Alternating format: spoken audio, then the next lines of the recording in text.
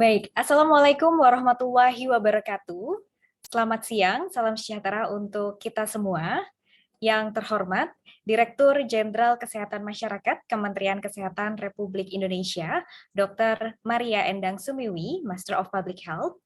Yang kami hormati, Dr. Meredith Pilar Rabarda dari SIHI Global. Kemudian yang kami hormati pula Dr. Yodi Mahendra Data, MSc PhD FRSPH, dan Dr. Riris Andono Ahmad, MPH PhD, selaku perwakilan dari SIHI Indonesia. Yang kami hormati pula perwakilan dari CIMSA Indonesia, Harapan Vian Yogyakarta, Sekoci, media partner, para pembicara di acara hari ini, tamu undangan, serta seluruh partisipan yang sudah hadir melalui Zoom Conference pada siang hari ini. Selamat datang saya ucapkan dalam closing event SIHI Indonesia Youth Competition and Ideathon 2022. It is youth time yang muda, yang berinovasi untuk Indonesia sehat. Senang sekali saya Eta Auria pada siang ini berkesempatan untuk menjadi pembawa acara.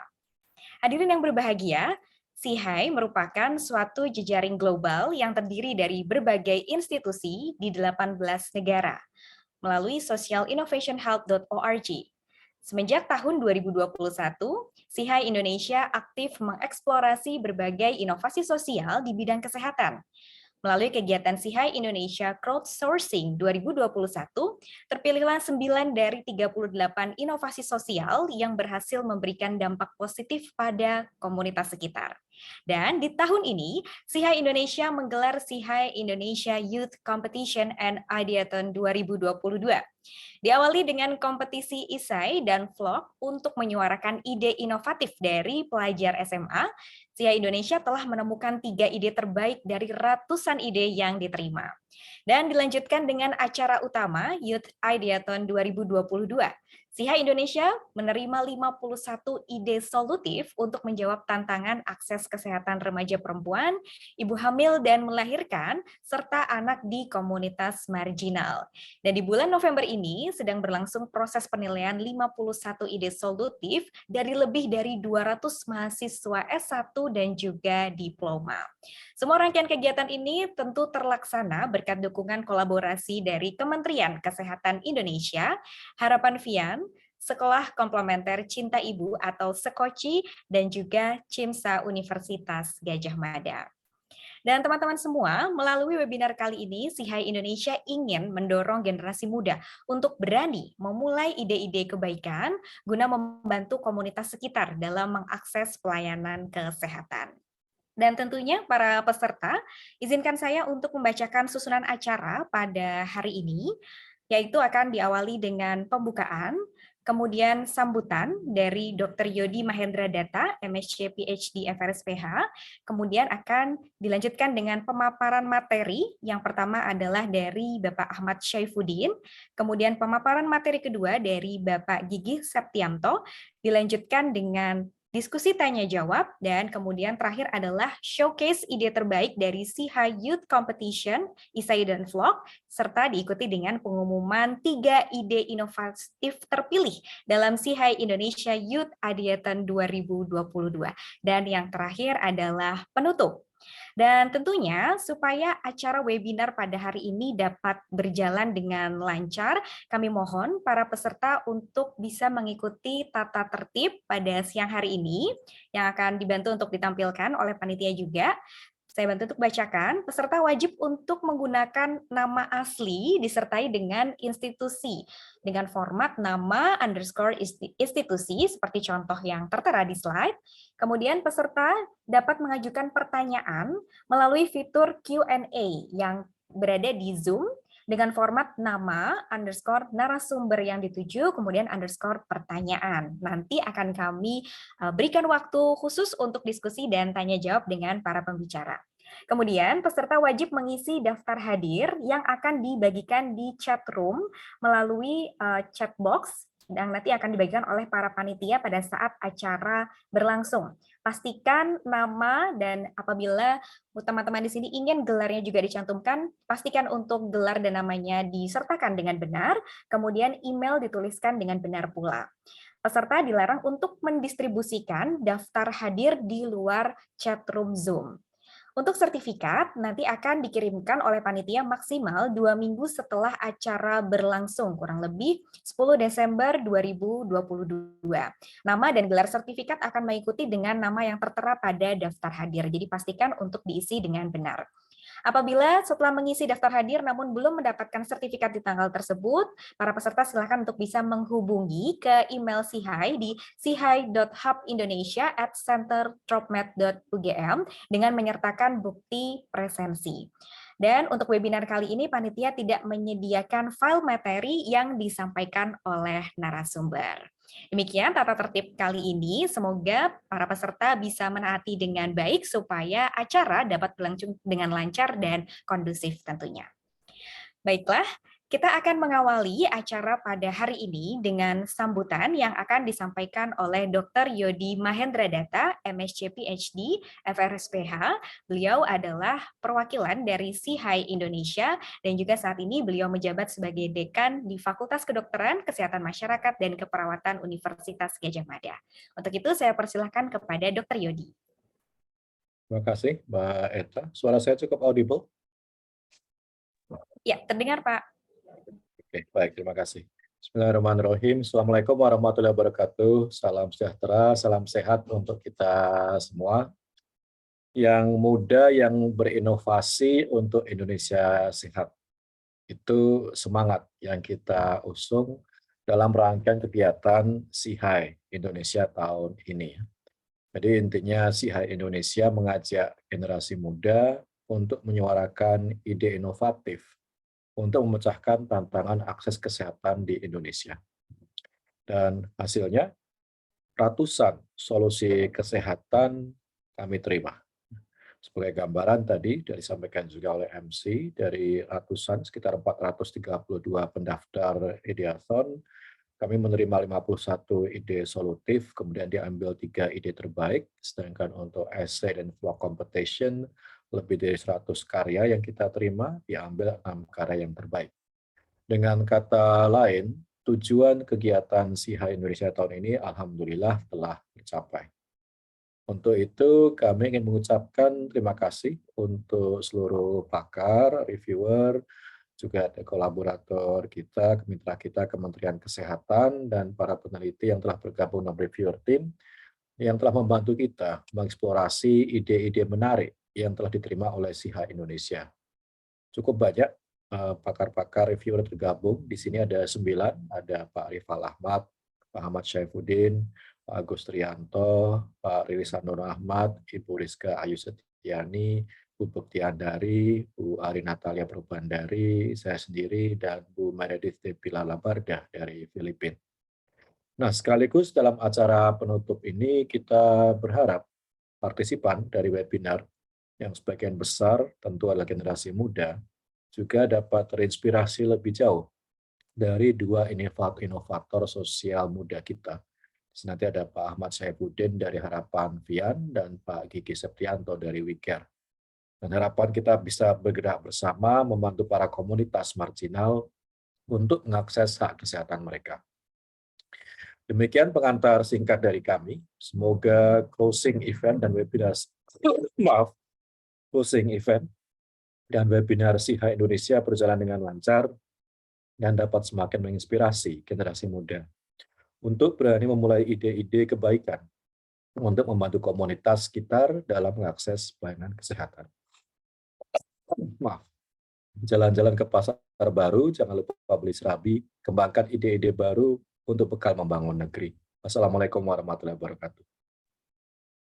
Waalaikumsalam warahmatullahi wabarakatuh. Terima kasih Dr. Yodi untuk sambutan yang telah disampaikan selaku perwakilan dari SIHAI Indonesia. Dr. Yodi selalu khas dengan pantun penutupnya ya, Dok.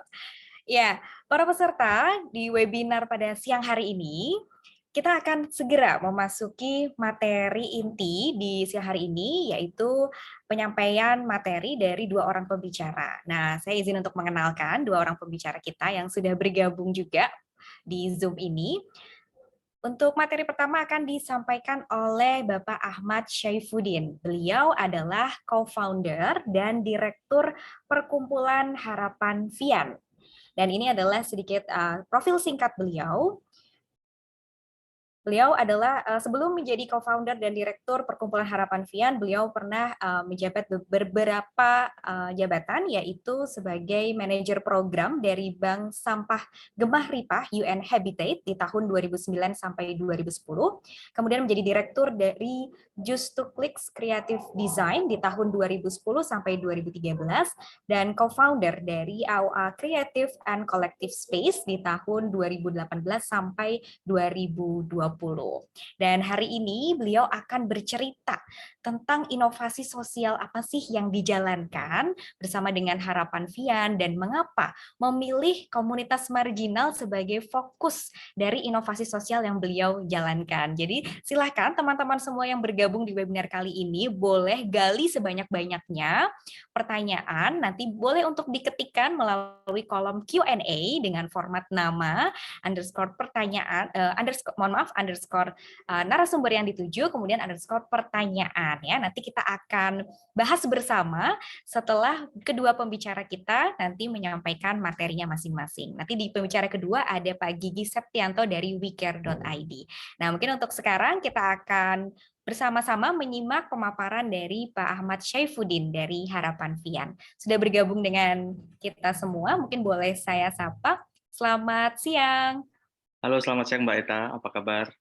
Baik, Alhamdulillah. Boleh saya sapa siapa ini Pak? Pak Didin atau Pak Ahmad? Atau Ya, siapa akrabnya? kalau teman-teman tahunya Didin, Oh tapi iya, baik. karena diminta nama panjang, jadi nama panjang saya Ahmad Saifuddin, tapi kayaknya banyak orang nggak tahu nama panjang saya itu Ahmad Saifuddin, jadi tahunya Didin aja. Kita pakai nama panggung aja mungkin ya Pak ya, Nama Pak panggung aja. Didin ya.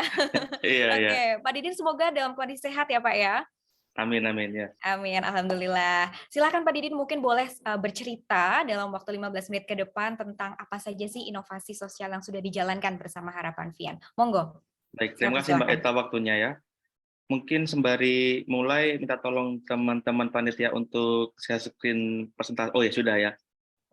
Nah, selamat siang orang-orang muda semuanya. Sungguh kesempatan yang luar biasa ya. Saya diajak oleh Mbak Malida waktu itu untuk terlibat dalam Ideathon. Dan di luar dugaan saya ya, ternyata yang daftar banyak banget gitu. Jadi saya senang karena orang-orang muda ini tertarik untuk menyelesaikan permasalahan sosial yang ada di sekitarnya. Jadi saya salut banget dengan teman-teman yang sudah bergabung sejauh ini dan teman-teman yang hadir pada siang hari ini. Nah, perkenalkan nama saya Didin, saya dari Perkumpulan Harapan Vian Yogyakarta. Jadi Harapan Vian ini adalah organisasi perkumpulan yang terdiri dari teman-teman yang ada di jalan, yang bekerja dan hidup di jalan, dan juga teman-teman yang tertarik dengan isu jalanan di Yogyakarta. Kebetulan saat ini ada sekitar 10 anggota perkumpulan dan kalau teman-teman tanya kira-kira apa sih visi dari Harapan Vian? Nah, kami dari Harapan Vian percaya bahwa semua orang itu berhak atas identitas kependudukan, akses kesehatan dan pendidikan. Jadi tidak terkecuali untuk teman-teman di jalanan. Nah, pada siang hari ini saya akan bercerita mengenai apa yang sudah kami mulai. Kami mungkin merasa beruntung karena yang jelas terlahir duluan dari teman-teman orang-orang muda ini dan memiliki kesempatan untuk mewujudkan apa yang kami pikirkan waktu itu, yaitu membuat Harapan Vian dan beberapa program yang nanti akan saya sampaikan. Jadi saya berharap teman-teman di sini yang kemarin terlibat mungkin tidak masuk 10 besar, mungkin tidak masuk 3 besar, tapi jangan-jangan karena teman-teman memiliki keinginan yang kuat dan teman-teman memiliki konsistensi, harapannya ide-ide itu bisa terjadi, bisa terwujudkan dan memberikan dampak sosial bagi masyarakat. Jadi jangan patah semangat teman-teman yang tidak masuk, tetap semangat karena ide itu baru bisa bermanfaat ketika dilakukan. Baik, next. Nah, untuk memulai bercerita, aku ingin minta pendapat teman-teman nih tentang gambar yang teman-teman lihat pada layar screen. Kalau teman-teman melihat gambar tersebut, kira-kira apa yang teman-teman pikirkan? Mungkin bisa tolong di chat di kolom komentar. Apa yang teman-teman pikirkan ketika melihat gambar ini?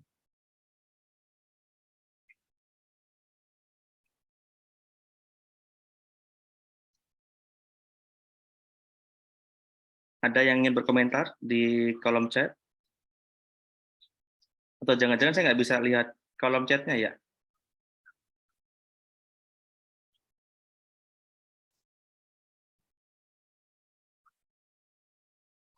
Oke, baik. Kalau belum, oh ya. Sepertinya memang tidak bisa, Oh, Pak tidak bisa Didin. ya? Iya. Oke, nggak apa-apa. Baik.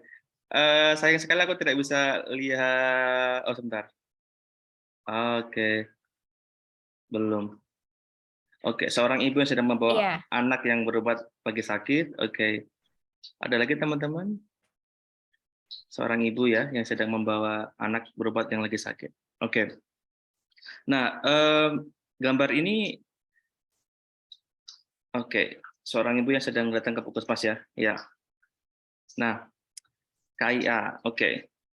Oke, terima kasih teman-teman yang sudah berpendapat. Saya akan sedikit menceritakan mengenai perspektif yang kami alami beberapa tahun yang lalu ya. Wah, anak yang tidak lepas dari ibunya. Baik, mungkin bisa next slide. Baik, ini yang kami lihat teman-teman. Jadi tadi adalah seorang teman yang kami kenal sejak tahun 2013, jadi cukup lama. Tetapi waktu itu kalau kita berbicara mengenai sejarahnya Harapan Vian, itu kami mulai dari komunitas mahasiswa. Jadi teman-teman yang kemarin punya ide membuat komunitas mahasiswa, ya jangan-jangan itu waktu yang tepat untuk membuat inovasi sosial gitu. Jadi kami juga memulai dari komunitas mahasiswa. Waktu itu namanya Save Street Children atau yang dikenal SSC Jogja. Nah, pertama kami fokusnya di isu pendidikan ya, tapi ternyata tahun 2014 kami menemukan bahwa teman-teman yang kami ajar itu mengalami permasalahan sosial lainnya terkait dengan kehamilan tidak direncanakan. Sayang sekali waktu itu kami belum memiliki kesadaran untuk mencatat data, sehingga kami lebih fokus ke aksi langsung saja gitu. Cuma kemudian pada tahun 2018 kami secara rutin mencatat kasus-kasus yang kami tangani. Nah, sebagai gambaran teman-teman, dari tahun 2015 sampai 2022 ini, kasus kehamilan tidak direncanakan di teman-teman jalanan itu cukup tinggi. Ya, tahun 2015 ada 8, 2020 ada 6, 2021 ada 12 gitu. Nah, kami kemudian bertanya-tanya, kenapa ya KTD itu tinggi gitu, dan apa sih yang menyebabkan itu terjadi? Dan ketika KTD itu terjadi, kenapa ada banyak permasalahan-permasalahan yang terjadi? Misalkan ada stunting, kami kebetulan ada kasus stunting, gizi buruk kalau di data ini, lalu juga ada permasalahan KTD yang berulang-ulang, apa yang terjadi? Nah, ternyata kami juga melihat bahwa teman-teman di suatu situasi jalan itu tidak memiliki identitas. Nah, foto yang tadi saya gambarkan tadi di slide sebelumnya itu adalah gambaran seorang teman jalanan yang sebenarnya juga bisa menjadi representasi teman-teman yang lain yang hamil di usia muda, tetapi dia tidak merencanakan kehamilannya. Jadi kami menyebutnya dengan istilah kehamilan tidak direncanakan. Nah, situasi yang dia alami waktu itu, selain dia mengalami KTD, dia juga tidak memiliki identitas. Nah, kenapa juga bisa KTD? Karena dia juga tidak bisa mengakses kontrasepsi. Padahal waktu dia remaja, dia sudah seksual aktif gitu di jalannya. Seperti itu. Nah, kira-kira seperti itu teman-teman, apa namanya, latar belakang kenapa kami waktu itu SSC dan kemudian 2016 kami membuat Harapan Vian, melatar belakangi kami membuat program-program untuk teman-teman di suatu jalanan, karena ada banyak data-data seperti ini. Ini data hanya kami ibaratkan hanya gunung es gitu kan, ini yang kami tangani di Harapan Vian. Saya yakin di luar sana ada banyak teman-teman jalanan yang memiliki kasus serupa, tetapi tidak tercatat dalam dokumen-dokumen di organisasi-organisasi khususnya di tempat kami. Next. Nah, berdasarkan dari permasalahan tadi teman-teman yang KTD yang tinggi, terus kemudian ada teman-teman yang tidak memiliki identitas sehingga dia tidak bisa mengakses layanan kesehatan publik. Nah, kami kemudian membuat program namanya Posyandu Jalanan namanya. Nah, kalau menurut teman-teman nih, nanti silahkan di chat di kolom komentar. Kalau dengar kata Posyandu Jalanan, gitu, kira-kira apa yang ada di pikiran teman-teman? Atau melihat gambar ini juga, kira-kira apa yang ada di pikiran teman-teman? Kira-kira, silahkan di kolom komentar.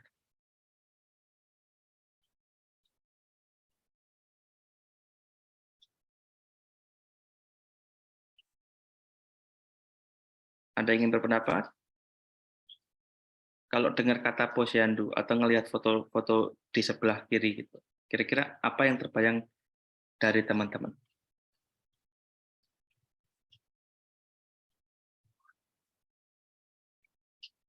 Oke, posyandunya berjalan tidak menetap. Oke, relawan yang bersedia memberi pelayanan kesehatan bagi anak jalanan. Oke, pelayanan posyandu diberikan. Oke, imunisasi.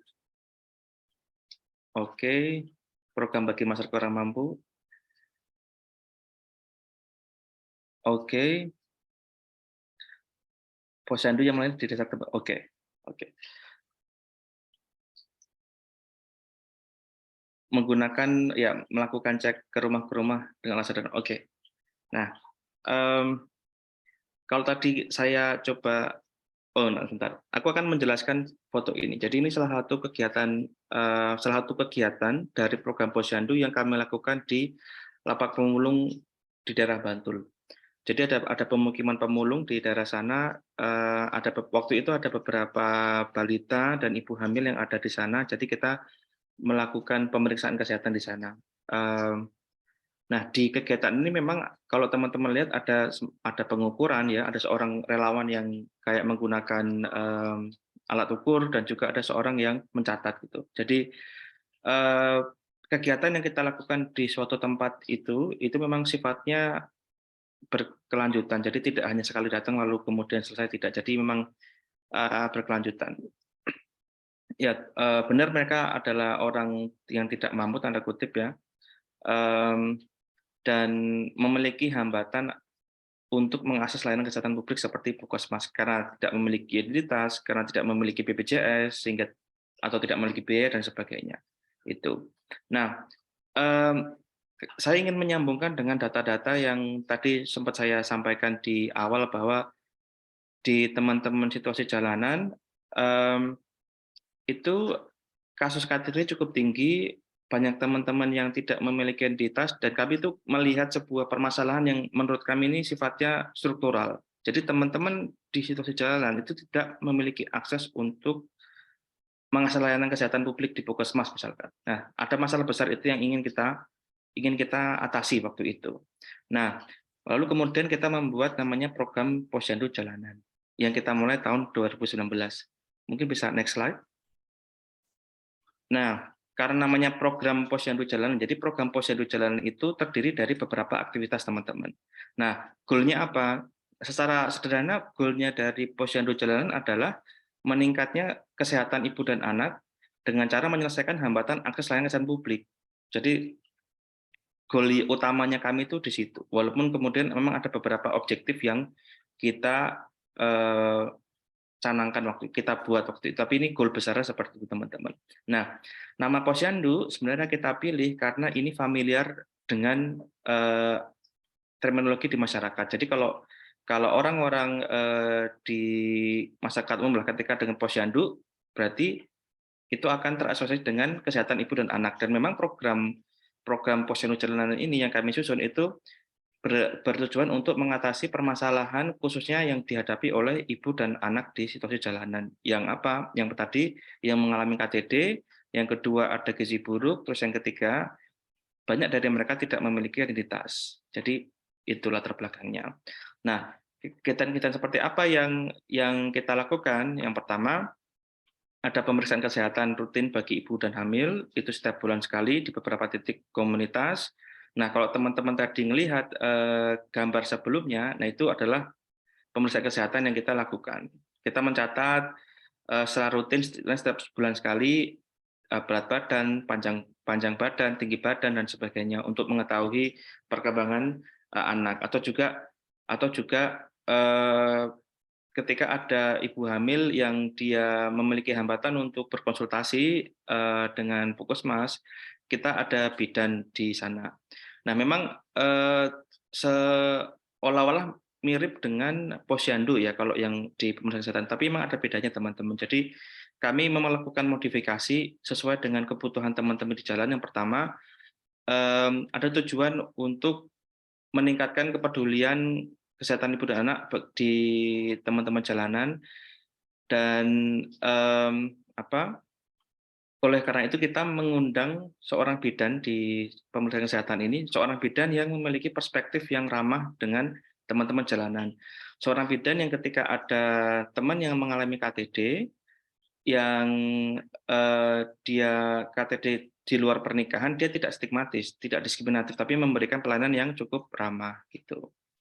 Nah, di luar pemeriksaan kesehatan ada juga kunjungan rumah, dan yang terakhir ada pendampingan untuk mengakses layanan kesehatan publik. Nah, tujuan utama seperti goal utamanya ada di pendampingan untuk mengakses layanan kesehatan publik.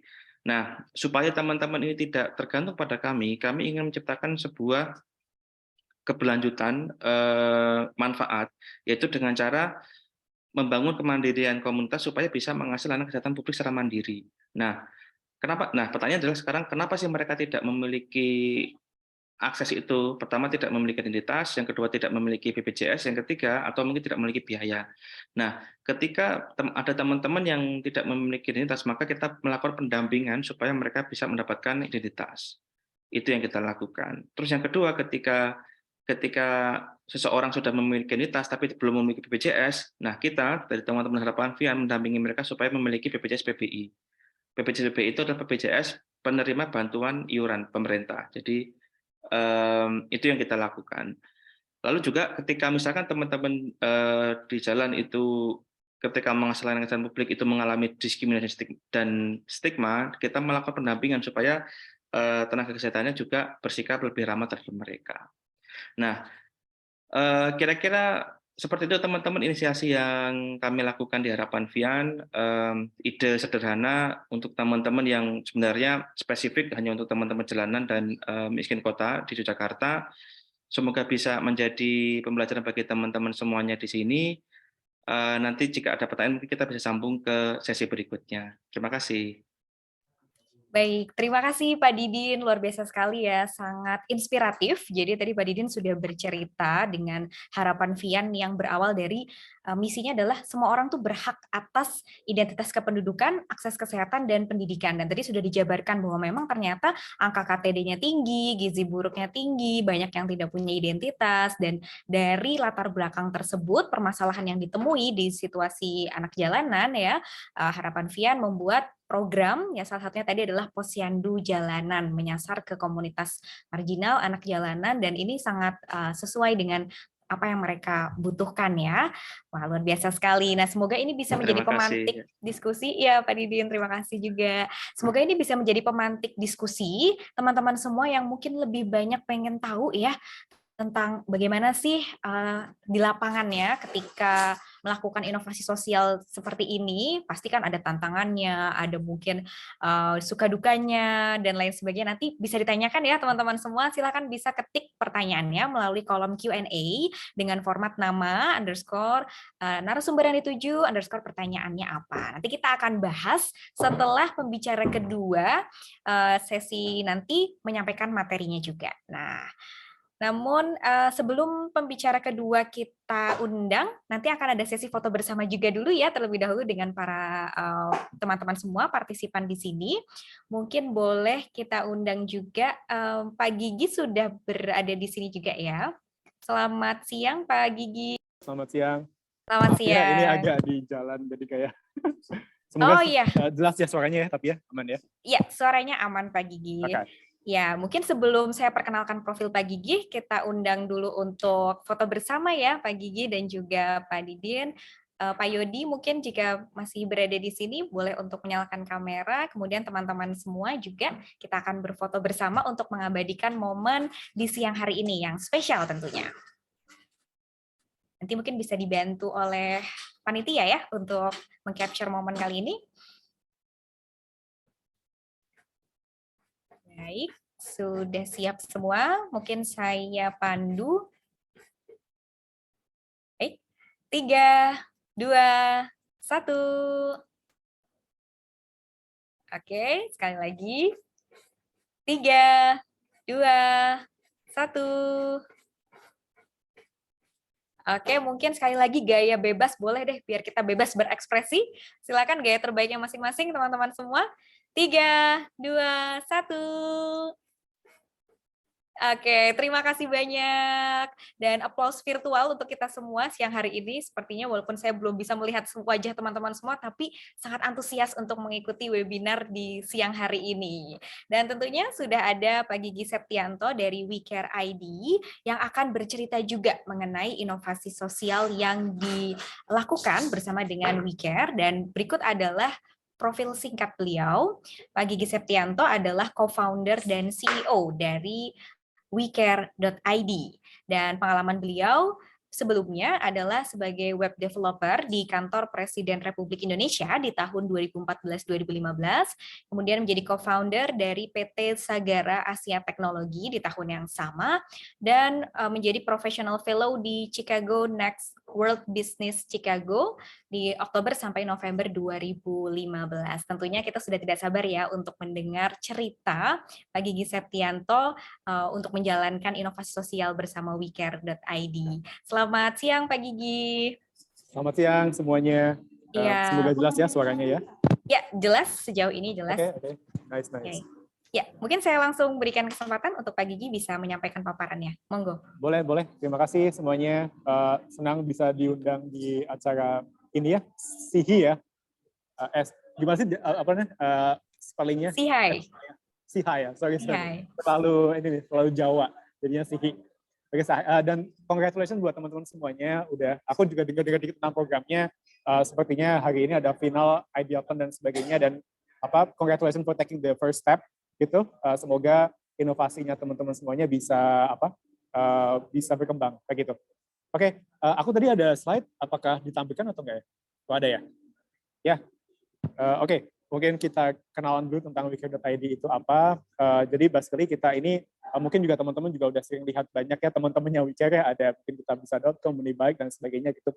Basically kita portal penggalangan dana online atau crowdfunding platform. Cuman memang dari awal ini kita, aspirasi kita dan misi kita memang kesehatan gitu. Karena dulu kita lihat, waktu kita awal-awal mulai ya, dulu BPJS itu juga masih baru-baru banget. Kita lihat meskipun ada BPJS, tapi masih banyak orang-orang yang nggak bisa mengakses layanan kesehatan yang memadai begitu, karena Indonesia ini challenging banget. Coba next slide ya. Oke. Sebelum ke sana ya, sebelum ke teori dan assumption di awal pendirian WeCare, aku sebenarnya berasal nggak jauh-jauh dari Jogja juga, dari Purworejo dulu, lahir di sana, terus sempat sekolah juga di Jogja gitu. Cuman waktu kecil dulu itu aku tinggal di desa gitu, di namanya Gintungan, mungkin ada yang tarang sana juga gitu. Cuman waktu itu dulu orang tua, karena kedua-duanya juga kerja di rumah sakit di bidang kesehatan juga, sempat lumayan kreatif. Dari dulu mereka bikin klinik kecil ya di rumah, kecil banget gitu. Waktu itu kok mau gitu, kenapa bikin klinik di desa begitu. Terus habis itu salah satu kamar pasiennya itu tuh benar-benar cuman di sebelah kamar saya dulu waktu umur 10 tahun dan mungkin waktu masih kecil lah gitu. Jadi setiap malam itu kalau ada pasien yang emergency atau lagi ada yang mau yang near death experience lah kayak gitu, teriak-teriak atau meraung-raung dan sebagainya, itu saya mendengar itu, dan itu saya baru melihat secara langsung bahwa meskipun di desa dan mungkin waktu itu karena mungkin nggak banyak orang yang punya motor ya, sebenarnya di kota tuh nggak jauh gitu, ada rumah sakit yang lumayan proper gitu. Cuman ternyata akses jarak sedekat itu aja, itu tuh masih jadi isu gitu untuk pasien-pasien emergency, sama mungkin pasien-pasien yang dulu nggak punya sepeda motor atau nggak punya kendaraan gitu untuk ke kota gitu. Jadi akses itulah yang menginspirasi saya selama ini untuk apa ya, nanti ke depannya aku juga ingin deh meskipun emang nggak pengen jadi dokter gitu, cuman karena di bidang teknologi so far kerjaan dan juga expertise-nya, meskipun secara expertise di teknologi aku ingin banget gitu untuk menciptakan sesuatu yang seperti itu gitu, menjembatani akses kesehatan yang memadai lewat teknologi seperti itu. Nah, itu inspirasi awal. Terus next, long story short, di tahun 2015-an atau sebelum itulah gitu, aku sempat ada jalan-jalan dikit gitu ke Manila gitu, terus aku lihat di situ jadi ada angkot ya, angkotnya namanya jeepney. Jadi kayak gini banget bentuknya, jadi kayak oplet ya zaman dulu. Cuma itu angkot. Nah, pas waktu naik angkot itu tuh ada bapak-bapak tiba-tiba kayaknya ngamen ya, karena dia bahasa Tagalog, jadi gue ngerti gitu, kayaknya dia ngamen gitu. Cuman habis itu dia ngeluarin secari kertas gitu. Nah, setelah aku lihat lebih dekat, ternyata kertasnya adalah medical record kayak gitu. Dan setelah dia ngeluarin medical record itu, orang-orang tuh pada percaya gitu. Nah, itu jadi sesuatu yang best practice gitu. Ternyata kita bisa mungkin ya untuk menciptakan suatu platform yang men-scale kali ya, men-scale upaya bapak-bapak ini gitu dalam mencari dana untuk orang-orang atau untuk anaknya yang sakit gitu, dengan cara membuat website yang transparan, yang yang bisa menampilkan orang-orang yang membutuhkan dan orang-orang bisa donasi langsung di situ kayak gitu. Nah, itu sesuatu yang saya lihat best practice yang menginspirasi gitu untuk bikin WeCare. Terus lanjut, nah itu yang di level nah ini so far WeCare kayak gini ya. Jadi kita memang bikin platform penggalangan dana gitu. Orang-orang dulu kita kerjasama mostly sama rumah sakit juga gitu untuk membantu kita memvalidasi pasien dan juga submission pasien gitu. Jadi kita nggak perlu lagi untuk curiga gitu pasien ini fraud atau enggak dan sebagainya gitu, karena kita juga kerjasama sama rumah sakit untuk vaskes gitu untuk membantu verifikasi pasien gitu, meskipun submission secara umum juga boleh dilakukan kayak gitu. Nah, lanjut. Nah, ini dilihat di big picture-nya ya, tadi kan experiential yang menginspirasi selama perjalanan hidup ini gitu. Nah, tapi kan pas mau bikin WeCare dan ketika bikin WeCare kita validasi dong gitu. Validasi apakah memang ini masih dibutuhkan karena masih ada BPJS dan sebagainya kayak gitu. Nah, ternyata memang masih demikian gitu. Kalau teman-teman lihat Indonesia ini luas banget gitu. Apalagi negaranya kepulauan. Minggu lalu saya juga baru balik dari Flores Timur gitu. Nah, Flores Timur itu menurut saya kayak miniatur Indonesia. Meskipun di sana cuma ada 3 pulau, tapi itu pun udah ribet banget in terms of delivery healthcare-nya gitu. Ada yang mau rujukan dari pulau mana ke pulau mana itu kapalnya mahal, habis itu ambulans juga nggak ada gitu. Ambulans di daerah desa tuh bukan kayak ambulannya yang wiu-wiu gitu, tapi biasanya ambulannya pick up kayak gitu-gitu, dan itu juga didananya dana desa. Nah, itu jadi challenge-nya tuh banyak banget.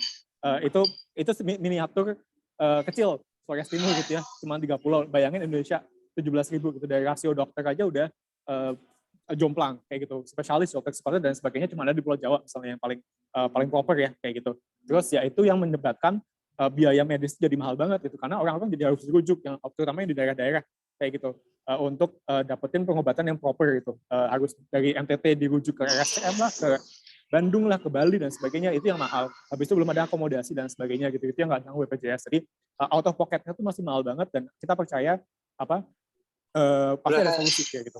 Lanjut. Nah, solusinya ternyata dari masyarakat Indonesia sendiri gitu. Masyarakat Indonesia tuh ternyata baik-baik banget. Terbukti kita adalah negara paling dermawan sedunia, 2 kali lagi, tahun 2018 sama tahun kemarin gitu. Jadi orang-orang Indonesia tuh sangat suka gotong royong, sangat compassionate sebenarnya gitu. Tinggal kita jembatani dan unlock lagi potensinya kayak gitu.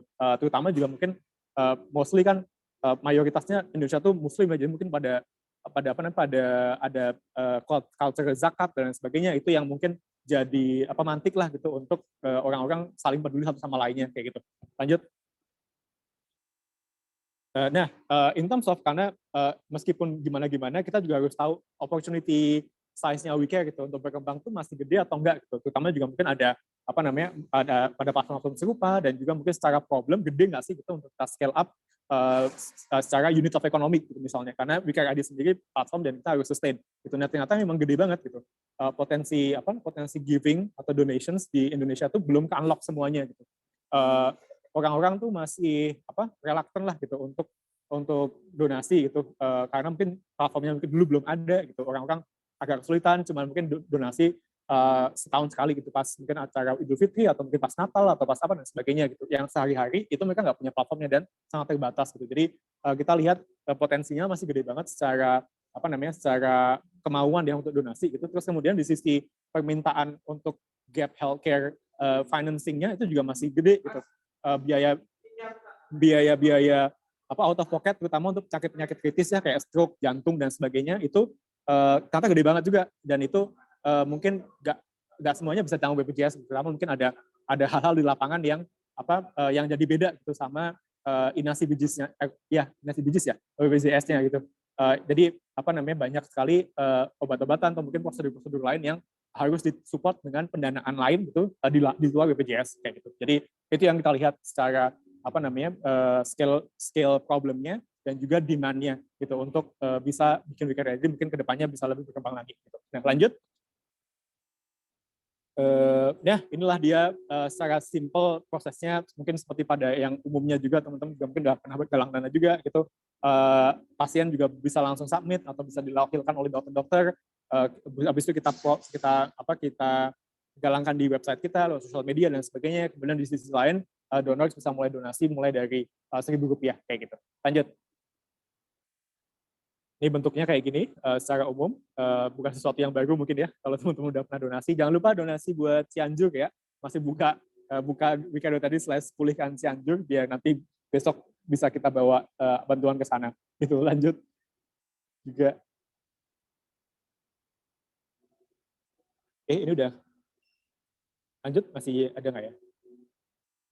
Nah, dan ternyata kan kalau kita kadang-kadang berinovasi itu kan di awal sama di tengah itu selalu ada sesuatu yang baru atau mungkin ada problem lain yang ternyata dari structure atau dari infrastruktur yang kita ciptakan itu tuh potensial atau possible gitu untuk kita gunakan juga untuk hal-hal yang atau permasalahan-permasalahan yang muncul sepanjang kita beroperasi gitu. Nah, mungkin kayak contohnya yang inovasi cepat tuh tahun pas pandemi kemarin ya gitu. Itu kan awal-awal benar-benar orang-orang pada atau terutama nakes seluruh Indonesia itu pada panik karena benar-benar kekurangan PPI atau mungkin kita juga nggak tahu virusnya kayak apa dulu. Banyak nakes di daerah-daerah yang karena udah kerjasama juga udah pernah galang dana di We Care, mereka langsung reach out ke kita untuk minta bisa nggak dibantuin kiriman donasi gitu. Dan karena kita juga punya jejaring ke donor, ke publik dan sebagainya, itu jadi cepat banget kita bisa mengeksekusi pengiriman donasi PPI gitu atau APD gitu ke 3.000, hampir sekitar 3.000 vaskes di seluruh Indonesia itu waktu itu bersama teman-teman We Care dan kolaborator bisa kita kirimkan gitu. Lanjut skemanya, dan skemanya itu pun juga iterasi ketika itu gitu. Lanjut coba kita coba lihat skemanya. Oh, bukan ini salah satu testimoninya gitu. Tapi ini juga bukan yang utama. Maksudnya kalau memang teman-teman kedepannya berinovasi itu insya Allah sih kayak support moral itu baik dari teman-teman di sekitarnya sampai internasional dan sebagainya itu banyak gitu. Jadi yakin aja terus gitu untuk selalu berinovasi. Nanti juga pasti akan ada support-support yang berdatangan gitu dari seluruh dunia misalnya. Lanjut. Ada nggak ya? Oh nggak ada ya. Jadi ya nggak apa-apa. Intinya pas pas COVID itu kita benar-benar bikin structure dari gudang, dari pengiriman, logistik dan sebagainya, itu sesuatu yang kita ciptakan kurang dari 1 bulan kayak gitu. Jadi benar-benar inovasi cepat di enable dari network yang udah kita bangun sebelumnya itu bisa jadi inovasi baru lagi gitu untuk sesuatu yang dibutuhkan dengan cepat kayak gitu. Nah, di samping on platform, kadang-kadang kita juga mengeksekusi langsung gitu program-program yang emang kita concern banget itu kayak mungkin tadi sama kayak Pak Didin ya, stunting dan sebagainya itu kita bikin di desa di NTT itu ada 12 desa kita bikin intervensi sensitif, bikinin kolam ikan lele sama mungkin kebun gizi dan sosialisasi posyandu, pemberian makan tambahan dan sebagainya itu kita bikin di 12 desa dan masih berjalan sampai saat ini. Itu pun juga dananya kita galangkan dana di weekend.id kayak gitu. Tapi kita sendiri yang melakukan juga programnya karena kita cukup concern juga di sini gitu. Nah, itu juga kadang-kadang kita lakuin. Lanjut. Ada lagi nggak ya? Nah, ini juga salah satu programnya. Jadi kita in terms of stunting itu benar-benar program langsung yang tag kayaknya cuma ini ya doang, cuma penggalangan dananya doang gitu. Cuman kalau di lapangannya benar-benar yang sesuai di sana gitu. Kita juga bikin tim evaluasi atau tim stunting monitoring tim stunting di tiap desa gitu. Kan benar-benar it takes one village gitu to raise a child gitu. Jadi semuanya harus terlibat gitu, dari kepala desa, kader-kader desa, tetua desa dan sebagainya harus jadi orang-orang yang bisa ngedrive behavioral change gitu, supaya stunting nggak ada lagi di desa yang kita fokusin sekarang kayak gitu. Lanjut, dikit lagi kayaknya. Ya lanjut aja. Ini tadi juga udah disebut sedikit. Nah, kalau misalnya teman-teman juga wondering ya sebenarnya gimana sih legalitas social enterprise atau inovasi sosial kayak gitu. Sebenarnya kita kan selalu mengenal kalau sosial tuh harus yayasan ya gitu, harus benar-benar pure non profit atau apa dan sebagainya gitu. Ya benar juga nggak apa-apa gitu. Tapi ternyata mulai ke sini tuh ada spektrumnya gitu. Ada spektrum di mana traditional charity, social enterprise atau traditional charity atau yang di ekstrim kanan mungkin kayak bisnis itu kan biasanya cuma CSR doang ya. Ternyata ada di tengah-tengah gitu. Ada sesuatu posibilitas itu di mana kita bisa menjalankan sesuatu yang sosial banget, yang impactful buat masyarakat dan lingkungan, tapi juga bisa sustainable secara bisnis kayak gitu. Nah, itulah namanya social enterprise. Nah, di sini WeCare mencoba aspiring menjadi itu gitu, bahwa meskipun kita orientasinya bantu orang sukses, membantu orang lain dan sosial banget gitu, cuman kita juga nggak boleh lupa gitu bahwa ada aspek-aspek profitability atau sustainability yang harus kita achieve juga as an organization supaya kita bisa menjalankan misi ini sampai nanti lama gitu. Perubahannya tuh bisa dirasakan terus, jadi nggak ketergantungan sama donor, nggak mati ketika donasi habis dan sebagainya. Itu kita terus lakukan kayak gitu. Lanjut. Nah, ada dua kemungkinan gitu. Ada yang benar-benar social enterprise itu ada yang sifatnya PT aja gitu, PT tapi memang secara supply chain secara value chain, bukan supply chain, value chain itu udah berdampak sosial kayak gitu. Misalnya jualan memberdayakan petani apa dan sebagainya kayak gitu. Petani di mana yang memang under privilege gitu. Nah, itu juga bisa seperti itu gitu. Tapi in the case of WeCare kita emang ambil dua legalitas gitu. Ada yayasan, ada PT gitu. Dua-duanya melakukan fungsi yang saling mendukung satu sama lainnya agar tujuan utama, misi utama yaitu menciptakan akses yang aksesibel gitu untuk layanan kesehatan yang lebih terjangkau melalui tadi healthcare financing lah, atau mungkin intervensi-intervensi yang kita lakukan lainnya gitu, itu jalan kayak gitu. Jadi ada bisnis modelnya juga, habis itu ada juga benar-benar approach yang intervensi sosial banget kayak gitu. Lanjut. Kayaknya udah ya habis ini. Ini nggak usah deh. Ini beberapa hal yang mau kita lakukan ke depan gitu, cuman masih ngawang-ngawang juga, nanti aja. Lanjut. Udah sih, itu dulu aja. Nanti kita diskusi lebih lanjut. Semoga memberi sedikit gambaran ya. Terima kasih.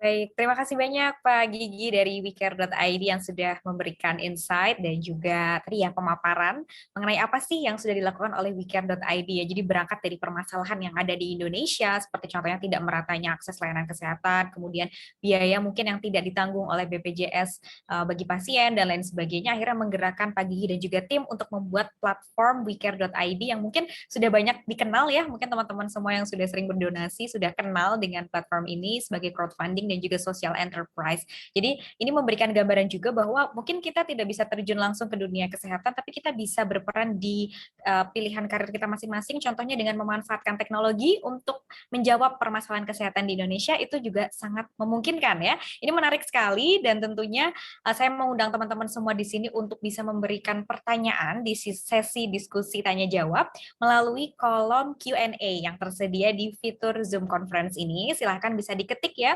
pertanyaannya dengan format nama _narasumber yang dituju _pertanyaan. Nanti kita akan bahas di sesi diskusi dan tanya jawab.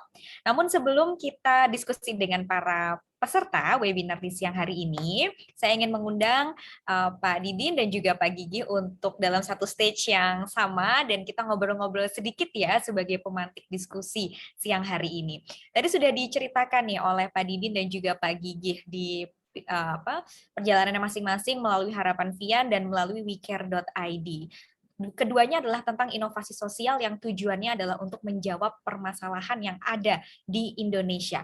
Tapi pastinya ketika menjalankan hal ini masing-masing programnya sendiri-sendiri tentu ada tantangan ya ketika melaksanakan. Kira-kira kalau mungkin dari Pak Didin dulu ya, tantangan terbesar apa sih yang selama ini dihadapi ketika turun ke lapangan atau mungkin ketika persiapan, ketika mungkin mengajak massa dan lain sebagainya. Boleh Pak Didin cerita dulu kira-kira apa saja tantangan terbesar yang dihadapi? Baik, terima kasih Mbak Eta. Nah, aku akan spesifik di desain program di Harapan Vian ya. Bagaimana tantangan seperti apa sih ketika kita mendesain sebuah program? Yang pertama adalah tantangannya adalah melibatkan penerima manfaat secara aktif. Nah, Harapan Vian itu meyakini bahwa permasalahan yang ada di komunitas itu hanya bisa diselesaikan oleh mereka sendiri. Jadi kami ini hanya seperti fasilitator aja. Jadi itu kenapa tantangannya adalah gimana caranya supaya mereka ini terlibat aktif. Itu yang pertama. Lalu yang kedua tentu saja ketika kita mendesain sebuah program, tantangan kami adalah apakah program yang kita buat itu benar-benar mampu menyelesaikan atau memenuhi kebutuhan di komunitas, menyelesaikan masalah dan memenuhi kebutuhan di komunitas. Nah, bagaimana kita memastikan hal tersebut tercapai? Nah, tadi saya belum menyampaikan satu hal dan mungkin ini jadi pendekatan yang menarik bagi teman-teman mahasiswa. Jadi kami di Harapan Vian itu kita menggunakan pendekatan namanya riset aksi. Jadi ini tidak hanya sekedar penelitian saja, tetapi ada action-nya. Nah, jangan dibayangkan bahwa penelitian itu harus rumit gitu, seperti kalau teman-teman ngerjain skripsi yang harus berlembar-lembar. Enggak, teman-teman. Jadi penelitian yang kami lakukan itu sangat sederhana. Kami tidak ada output jurnal, tidak ada. Jadi penelitian ini hanya untuk internal organisasi. Yang kami lakukan waktu itu adalah pertama mencari referensi dulu. Ketika kita tahu ada permasalahan kesehatan ibu dan anak, kita mencari referensi dan kita nemu satu jurnal yang nerbitin dari Fakultas Kedokteran UGM juga, Mbak, ternyata. Jadi jurnalnya adalah upaya pencarian pengobatan bagi teman-teman di jalanan. Jadi kita basisnya itu. Kita lihat, kita analisis. Oh, ternyata dari tahun ke tahun itu tidak berubah. Bagaimana teman-teman jalanan itu mencari pertolongan kesehatan. Dan salah satunya adalah mereka mencari pertolongan di LSM. Dan itu menjawab juga kenapa Harapan Vian yang waktu itu belum memiliki program posyandu jalanan, banyak teman-teman yang datang untuk konsultasi di Harapan Vian terkait kesehatan mereka.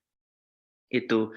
Lalu juga kenapa ini riset aksi? Karena setiap tahun kami ini punya camping, Mbak. Jadi kita camping dengan anak-anak waktu itu, dengan remaja-remaja kita camping, kita menanyakan mengenai waktu itu mengenai pengetahuan dan sikap mereka dari aspek kesehatan reproduksinya. Jadi kita ada camping setiap tahunnya waktu itu, dan dari data-data yang kami peroleh waktu itu kita olah, kita kembangkan, akhirnya jadilah Harapan Vian. Jadilah posyandu jalanan. Jadi seperti itu. Nah, ya mungkin itu yang bisa saya sampaikan gitu, tantangannya seperti itu. Kalau tantangan seperti misalkan nanti gimana ya memulai programnya terkait modal dan sebagainya, aku pikir ketika kita punya ide yang baik akan banyak bantuan dari teman-teman kita. Jadi jangan khawatir untuk tetap berinovasi. Itu sih. Ya. Baik, terima kasih Pak Didin. Jadi bagaimana caranya supaya target sasaran kita itu juga turut terlibat aktif ya dalam program. Jadi itu yang penting ya tadi yang perlu di-highlight, dan program yang disajikan juga bisa menjawab permasalahan di komunitas tersebut. Oke, itu adalah tantangan yang terbesar yang dihadapi ya. Mungkin kalau Pak Gigi ada pengalaman kira-kira tantangan terbesar apa sih selama menjalankan aksi atau inovasi sosial melalui wecare.id ini? Oke. Mungkin ada dua ya. Yang pertama regulasi dan transparansi, yang kedua itu scalability gitu, atau skalabilitas platform wecare.id sendiri itu. Nah, in terms of regulasi sama transparansi ya memang mungkin dari Kemensos, dari Kemenkes dan sebagainya, dan terutama juga ada BPJS ya yang sudah punya plot-plot lah pembiayaan medis gitu. Jadi waktu dulu kita pertama kali bikin wecare.id itu banyak RS atau vaskes gitu yang bingung gitu. Ini kalau misalnya kita galang dana, kita bakal dapat ini nggak ya, peringatan nggak ya dari BPJS atau dari Kemenkes gitu, karena kan sebenarnya udah ada plot pembiayaan kayak gitu, jadi takutnya itu akan ngedouble atau takutnya jadi penggelapan dana atau apa dan sebagainya gitu. Nah, itu yang waktu itu sempat harus kita komunikasikan ke BPJS-nya, ke asosiasi rumah sakit dan sebagainya gitu, bahwa memang masih possible gitu untuk untuk mencari dana-dana dari pihak lain gitu, terutama dari sumber-sumber lain, asalkan penggunaannya memang masih jelas kayak gitu. Jadi yang penting transparansi di rumah sakitnya aja gitu, bagaimana nanti nggak overlap sama BPJS kayak gitu. Nah itu makin kesini makin banyak, bahkan rumah sakit pun juga malah menggalang dana juga gitu, karena in the end of the day banyak juga pasien-pasien yang masih BPJS-nya nggak aktif seperti itu. Jadi orang-orang pun juga pasien-pasien pun juga sekarang banyak yang menggalang dana kayak gitu. Terus yang kedua tadi yang transparansi dan fraud terutama gitu. Nah itu ternyata meskipun kita berbuat baik pun juga ternyata yang memanfaatkan untuk hal-hal yang aneh-aneh itu juga banyak kayak gitu. Jadi itu pun juga jadi salah satu PR kita, gimana caranya orang-orang tuh yang menggalang dana benar-benar menggalang dana gitu, bukan penipuan atau apa dan sebagainya gitu. Nah itu constantly selalu ada orang yang nemu aja cara gitu untuk mungkin memalsukan apa dan sebagainya gitu. Nah itu yang sesuatu yang harus kita waspadai dan kita terus jaga juga kayak gitu. Nah satu lagi tadi yang skalabilitas itu juga lebih di sisi gimana caranya WeCare.id ini bisa dapat audiens yang lebih luas lagi kayak gitu. Nah itu yang yang ternyata lumayan challenging juga kayak gitu, karena kan banyak orang-orang yang online itu kan kebanyakan di Jakarta, di Pulau Jawa dan sebagainya kayak gitu. Cuman mungkin di pulau-pulau lainnya kita mesti harus nemuin influencer lokal lah kayak gitu untuk campaign bareng sama WeCare.id misalnya, supaya kita dapat audiens yang atau donors yang lebih luas lagi dari seluruh Indonesia kayak gitu. Nah itu yang menurut kita itu juga sangat challenging sih gitu.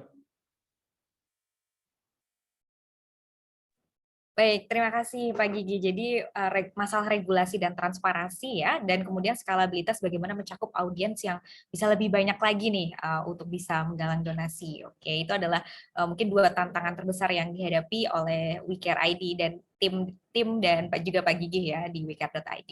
Oke, mungkin kalau cerita tentang aksi yang sudah dijalankan baik dari Harapan Vian maupun dari WeCare.id pasti pernah ya menemui mungkin cerita yang unik atau mungkin yang menyentuh hati atau mungkin menggugah kita semua. Kalau saya pengen dengar sih, mungkin kalau dari Pak Didin ada nggak kisah dari mungkin ketika ketemu dengan teman-teman dari komunitas jalanan misalnya, ada kisah tertentu yang mungkin cukup menggugah atau menginspirasi gitu?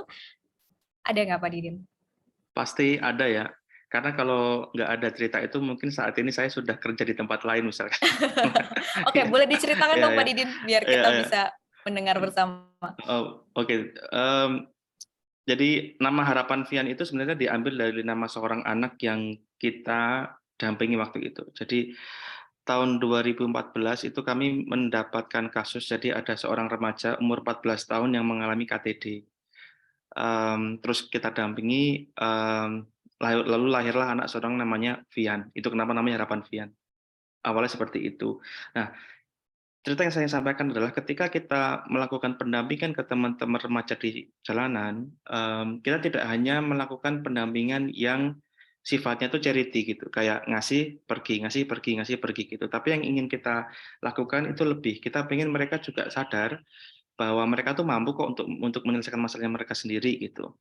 Dan ternyata ya di luar dugaan kami, selain mereka bisa menyelesaikan permasalahan mereka, mereka juga membantu teman-teman yang lain. Jadi ketika ada remaja temannya mereka mengalami KTD, mereka juga turut membantu gitu, atau menghubungkan dengan kami. Dan dari situ itu membuat kami itu meyakini bahwa program yang kami jalankan itu punya makna bagi mereka. Jadi itu yang membuat kami itu memiliki energi gitu dengan naik turunnya program yang cukup dinamis gitu, dengan berbagai macam tantangan itu membuat kami itu selalu kuat bahwa ini tuh bisa kok bermanfaat bagi teman-teman di komunitas dan mereka sendiri bisa merasakannya gitu.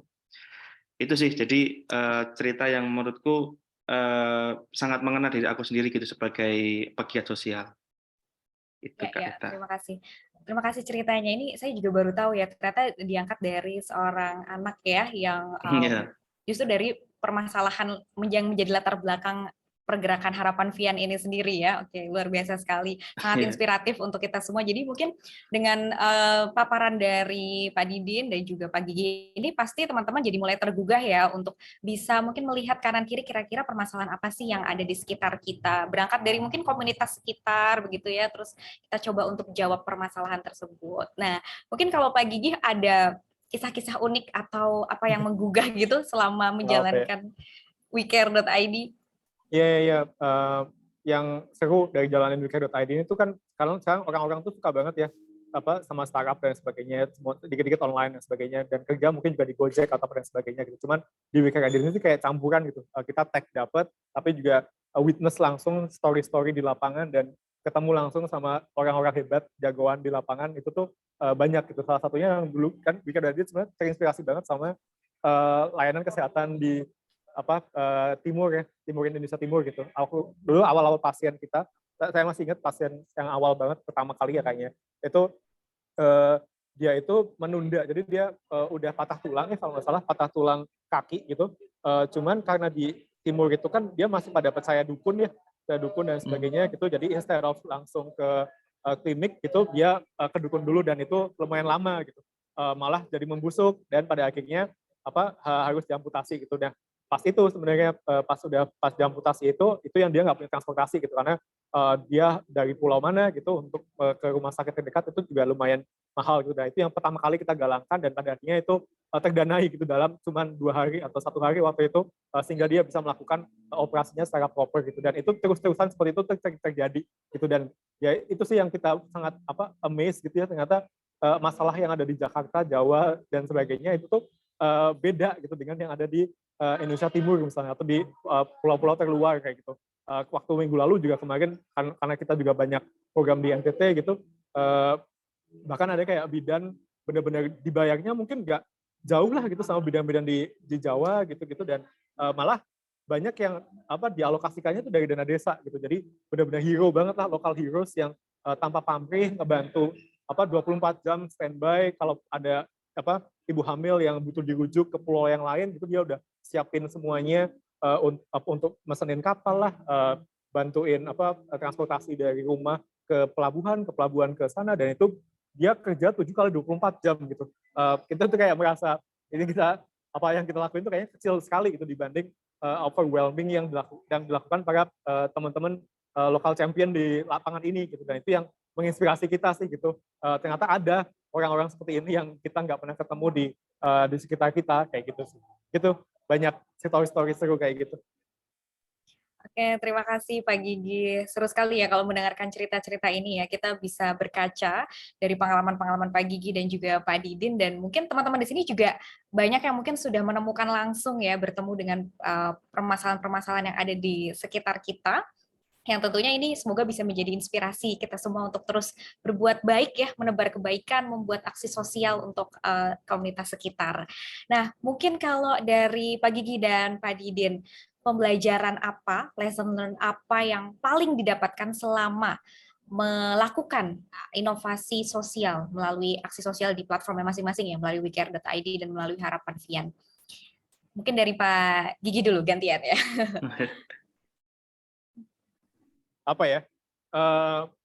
Ya kalau aku dari dulu percaya untuk lakukanlah apa yang kamu gemes gitu, maksudnya do something that you care about more than yourself. Jadi kan biasanya kita ada keresahan yang aduh nggak bisa tidurnya, kayaknya ada permasalahan sesuatu yang pengen banget kita curious, pengen menyelesaikan, baik itu kesehatan lah, lingkungan, pendidikan atau apa dan sebagainya, yang kita terobsesi untuk kayaknya ide ini bagus nih untuk ini, kayaknya inovasi ini seru nih buat bikin ini untuk masalah ini dan sebagainya gitu. Nah itu yang jalanin, coba itu panggilan sebenarnya, kayak gitu tuh panggilan, dan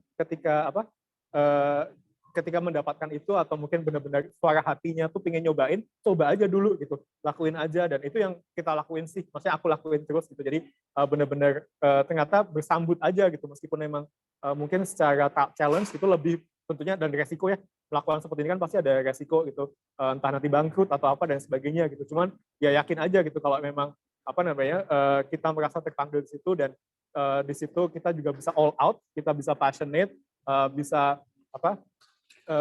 menjalankan ini dengan ikhlas, dan apapun hasilnya, yang penting aku udah mencoba kayak gitu, itu akan ada kok nanti tetap support moral dan baik resources maupun juga petunjuk dari mana aja gitu-gitu tuh pas ada challenge itu selalu ada gitu. Dan itu sih yang aku jadi keberanianku gitu untuk ya udah ya tapi tetap diukur ya resikonya gitu, jangan kayak yang nekat banget atau gimana gitu, cuman berani aja dulu buat mulai dan sambutlah apa yang menjadi callingmu gitu dari dalam hati gitu. Oke, ya jadi kita berani untuk memulai, ini highlight-nya di akhir nih ya. Berani untuk memulai, kita dengarkan apa panggilan jiwa kita ya Pak Gigi ya. Oke, terima kasih. Mungkin Pak Didin, kira-kira pembelajaran lesson learn apa terbesar yang selama ini didapatkan dari menginisiasi aksi sosial? Ya, kalau kaitannya dengan program Posyandu Jalanan ya, jadi pembelajarannya adalah jangan takut untuk dinamis ya. Pertama, situasi komunitas itu dinamis juga. Jadi kalau programnya tidak bisa mengikuti dinamika di komunitas, maka programnya tidak akan relevan lagi. Itu yang pertama. Dan yang kedua adalah kita harus melakukan, aku menyebutnya monitoring dan evaluasi secara berkala. Ini penting banget. Ini penting banget. Jadi ketika kita membuat desain program, mengimplementasikan, jangan lupa untuk melakukan monitoring dan evaluasi, teman-teman. Dan nah, kalau di Harapan Vian itu kita melakukan monitoring evaluasinya itu langsung kepada komunitas penerima manfaatnya. Kita tanyakan kira-kira program-program kami ini berdampak secara signifikan nggak sih terhadap kesehatan mereka gitu. Kalau di posyandu jalanan, misalkan ketika ada posyandu jalanan itu, apakah mereka kemudian memiliki kapasitas untuk mengakses layanan kesehatan dengan baik atau enggak, atau sama aja gitu. Kalau enggak, kenapa? Kalau iya, kenapa? Dan dari monitoring ini kita akhirnya memiliki kemampuan juga untuk meningkatkan skalabilitas program kami gitu. Nah, kalau kami sendiri lihat ya, itu dari awal mula kita bikin Posyandu itu di akhir 2019 sampai tahun 2022 ini, Posyandu awal sama Posyandu sekarang itu jauh berbeda. Hampir seperti setiap tahun itu kita memiliki ada modifikasi-modifikasi yang kita lakukan walaupun tujuan utamanya tidak berubah. Nah, jadi teman-teman yang memiliki ide inovasi sosial, jangan takut untuk selalu berubah. Justru berubahlah terus gitu, berdinamika. Itu Kak Eta. Oke, terima kasih Pak Didin. Jangan takut untuk berdinamika dan jangan lupa tadi ya, yang sering kita lupa adalah monitoring dan evaluasi. Kita harus lihat apakah program yang kita jalankan itu berdampak untuk komunitas sasaran kita atau tidak. Baik, terima kasih untuk diskusi singkatnya Pak Gigi dan Pak Didin. Namun kita akan berlanjut ke diskusi dengan teman-teman partisipan. Ini di kolom Q&A sudah banyak sekali pertanyaan yang masuk ya. Mungkin bisa saya bantu untuk bacakan. Pertama, ini ada pertanyaan dari Rizky Kurnia Zahrah untuk Pak Didin ya. Apakah ada pelayanan kesehatan lainnya selain posyandu misalnya pemeriksaan untuk ibu atau anak yang sakit untuk orang yang kurang mampu tetapi tidak memiliki BPJS? Mungkin bisa langsung dijawab aja Pak Didin. Ya, terima kasih Kak Rizky pertanyaannya. Benar, di Harapan Vian kami juga punya program lain selain posyandu jalanan. Tapi ini aku ingin cerita kenapa program pemeriksaan kesehatan untuk lansia, untuk orang dewasa, untuk anak itu akhirnya muncul. Jadi dilatar belakangi dengan situasi komunitas itu yang kalau kami lihat ya selama akhir ini itu mereka memiliki trauma yang terjadi karena banyak komunitas yang masuk di komunitas mereka, komunitas yang menyebabkan kayak ketimpangan gitu Mbak. Jadi komunitas yang selalu memberi sehingga mereka ini punya mental minta terus gitu, nggak mau berdaya. Jadi yeah. itu yang kita lihat. Lalu juga kami sadar bahwa tadi karena komunitas ini hanya bisa menyelesaikan masalahnya ya dengan tangan mereka sendiri. Kami sekuat mungkin untuk menciptakan kesadaran itu di komunitas. Nah, untuk membuat pendekatan yang aku nyebutnya gotong royong kolaboratif, kami tidak boleh pragmatis dalam program. Jadi awalnya kita masuk dengan posyandu jalanan, tapi ternyata di komunitas itu juga ada banyak orang sakit, ada lansia yang sakit, ada ibu ya orang dewasa sakit, ada juga anak-anak sakit, anak-anak yang bukan balita ya. Nah, akhirnya posyandu jalanan yang kami buat itu diiringi juga dengan pemeriksaan kesehatan umum gitu. Memang itu bukan goal utama kita, tapi dalam praktek di lapangan kita tidak boleh pragmatis, kita tidak boleh menutup masalah sekitar kita yang lainnya. Jadi kita nggak boleh seperti kacamata kuda yang lurus gitu. Kita harus melihat sekitar juga gitu. Ketika ada permasalahan, jangan pragmatis. Supaya apa? Supaya mereka tahu bahwa pertama kita datang ke sana itu tidak datang pergi. Itu yang pertama. Terus yang kedua juga mereka tahu bahwa niat tulusnya kita tuh benar-benar tulus gitu. Tidak hanya program datang, program selesai, cabut. Nah, itu akan membuat hubungannya kita tuh jadi lebih apa istilahnya setara gitu. Bahkan kalau misalkan ya kalau kita bicara salah satu titik kami yang sedang kita organisir sekarang di bantaran Sungai Winongo di Surawijaya itu, ketika kita bikin pemeriksaan kesehatan, mereka yang organise semuanya, karena mereka sadar bahwa ini penting buat mereka. Jadi kita hanya menghubungkan mereka dengan puskesmas atau dengan dokter aja, selesai. Seperti itu. Jadi seperti itu Kak Rizky ya. Ada, tapi karena pendekatan kami mengadakan karena kita ingin melakukan pendekatan yang tidak pragmatis seperti itu. Baik, terima kasih Pak Didin. Jadi memang kita juga harus ini ya, mungkin ada dinamika dalam, ada fleksibilitas dalam ketika turun ke lapangan. Tentu kita nggak boleh menutup mata ya ketika ada permasalahan lain. Oke, mungkin semoga menjawab ya untuk Kak Rizky. Dan ini ternyata ada yang berminat Pak Didin untuk menjadi relawan dari Harapan Vian, tapi tidak mau disebutkan namanya karena anonimus. Saya berminat untuk menjadi relawan Harapan Vian, tapi tidak memiliki waktu yang banyak. Bagaimana kira-kira apa yang bisa dilakukan untuk bisa membantu? Nah, mungkin ini bisa menjawab pertanyaan banyak orang yang sebenarnya pengen membantu, tapi mungkin kurang punya waktu yang luang ya Pak ya. Kira-kira bagaimana Pak Didin? Ya, bagi teman-teman yang ingin bergabung di Harapan Vian ya relawan, ini sebenarnya kami ini punya sistem yang agak berbeda dengan organisasi lain. Jadi teman-teman relawan yang ingin bergabung dengan Harapan Vian, dia harus punya ide dulu, mau ngapain di Harapan Vian. Kalau tidak punya ide, tidak ada program, maka teman-teman akan sulit untuk menjadi relawan di Harapan Vian. Nah, tetapi kami selalu membuka seperti open house atau nongkrong lah istilahnya, itu setiap sebulan sekali. Jadi teman-teman yang tertarik dengan Harapan Vian, dengan kerja-kerja kami itu silakan nongkrong dulu dengan kita. Kenali dulu kami dan komunitas kami, karena siapa tahu nggak cocok gitu kan. Jadi cocok dulu ya kan, PDKT dulu gitu, kalau cocok baru lanjut gitu. Itu sih teman-teman. Jadi secara mekanisme seperti itu. Oke, jadi ada momen untuk kenalan dulu di open house. Nanti kalau kira-kira cocok, punya ide, baru bisa bergabung ya dengan menjadi relawan di Harapan Vian ya. Oke, terima kasih Pak Didin. Kita berlanjut ke pertanyaan berikutnya. Ini ada pertanyaan untuk Pak Gigih dari Nana. Karena fokus utamanya adalah terkait dengan aliran dana, bagaimana cara meyakinkan donor kalau dananya tersalur dengan baik, dan apakah ada pengawasan dari lembaga seperti OJK, Pak Gigi? Silakan boleh dijawab. Ya, betul.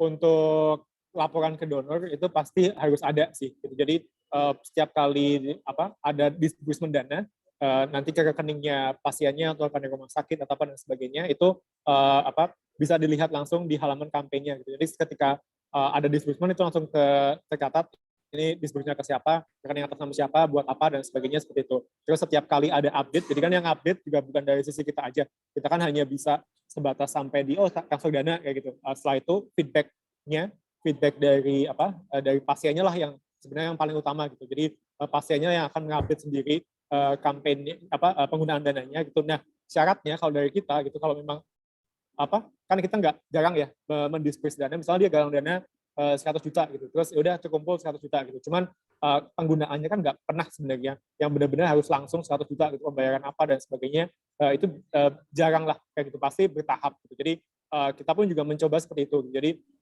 pasiennya ya udah mungkin disperse untuk kepentingan pergi ke rumah sakit dalam 1 bulan dulu nih misalnya, untuk transport lah, untuk beli obat apa, beli suplemen apa dan sebagainya, itu dulu yang ditransfer gitu. Jadi dia disperse dulu, kita disperse sebagian dulu, misalnya 10 juta dulu, 20 juta dulu, nanti kalau dia mengupdate dan benar update-annya, kita akan transfer yang selanjutnya gitu. Jadi kayak gitu, untuk mengurangi potensi fraud yang dalam jumlah besar banget gitu. Kan Siapa tahu galangannya nyampe 800 juta atau 1 miliar gitu. Kita transfer semuanya ternyata buat beli mobil, kan gawat juga gitu. Makanya kita selalu step by step gitu. Lihat dia di disburse pertama jujur atau enggak gitu, rajin nggak mengupdate-nya. Seperti itu sih. Nah, terus untuk pengawasan dari lembaga pemerintah itu untuk OJK itu memang mereka nggak sampai di penggalangan dana sifatnya donasi gitu. OJK hanya di investment atau mungkin di pinjaman ya kayak gitu. Kalau untuk donasi itu diawasi oleh Kemensos. Ada namanya PUB atau izin pengumpulan uang dan barang, dan itu harus diupdate dan dilaporkan tiap 3 bulan sekali. Jadi di situ sih pengawasan, dan mereka pun juga secara bertahap selalu datang ke tempat kita gitu untuk verifikasi, untuk minta data, untuk akreditasi dan sebagainya, seperti itu sih. Jadi so far dari pihak pemerintah itu ada Kemensos gitu. Baik, terima kasih Pak Gigi untuk jawabannya. Sepertinya sudah cukup komprehensif ya yang dijawab tadi dari pertanyaan dari Nana ya, terkait bagaimana caranya supaya meyakinkan donor, dananya tersalur dengan baik, dan pengawasannya ternyata dari Kemensos ya. Baik, kemudian ini juga feedback dari Pak Sepim dari Dinkes Pringsewu untuk wecare.id. Keren.